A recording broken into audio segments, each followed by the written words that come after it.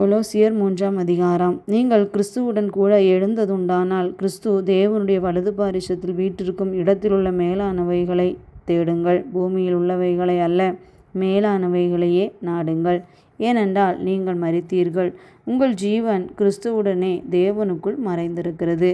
நம்முடைய ஜீவனாகிய கிறிஸ்து வெளிப்படும் போது நீங்களும் அவரோட கூட மகிமையிலே வெளிப்படுவீர்கள். ஆகையால் விபச்சாரம், அசுத்தம், மோகம், துர் இச்சை, விக்கிரக ஆராதனையான பொருளாசை ஆகிய இவைகளை பூமியில் உண்டு பண்ணுகிற உங்கள் அவயவங்களை அழித்து போடுங்கள்.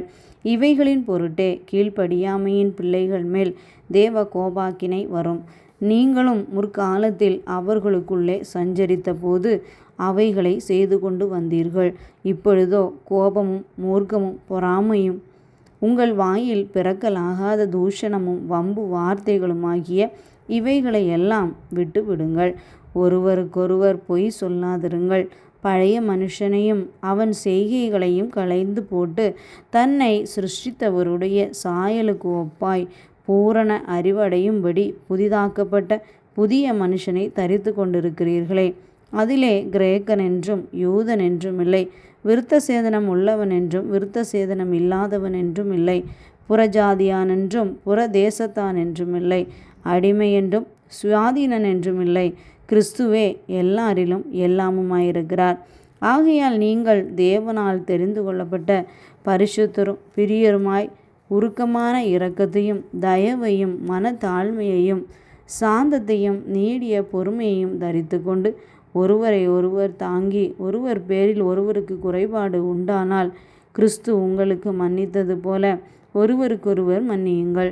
இவை எல்லாவற்றின் மேலும் பூரண சர்க்குணத்தின் கட்டாகிய அன்பை தரித்து கொள்ளுங்கள். தேவ சமாதானம் உங்கள் இருதயங்களில் ஆழக்கடவது.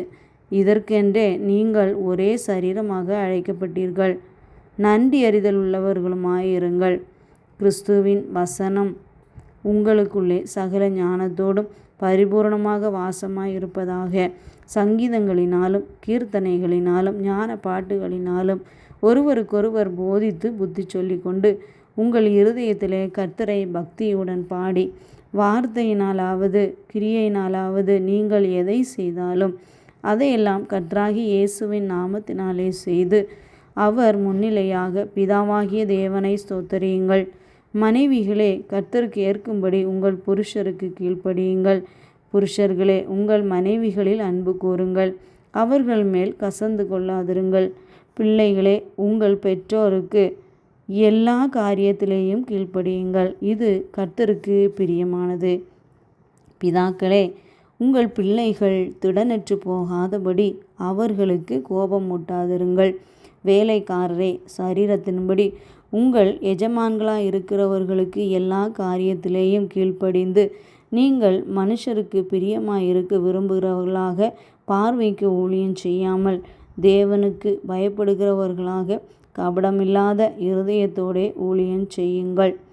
நீங்கள் கர்த்தராகிய கிறிஸ்துவை சேவிக்கிறதுனாலே சுதந்திரமாகிய பலனை கர்த்தராலே பெறுவீர்கள் என்று அறிந்து எதை செய்தாலும் அதை மனுஷர்களுக்கென்று செய்யாமல் கர்த்தருக்கென்றே மனப்பூர்வமாய் செய்யுங்கள்.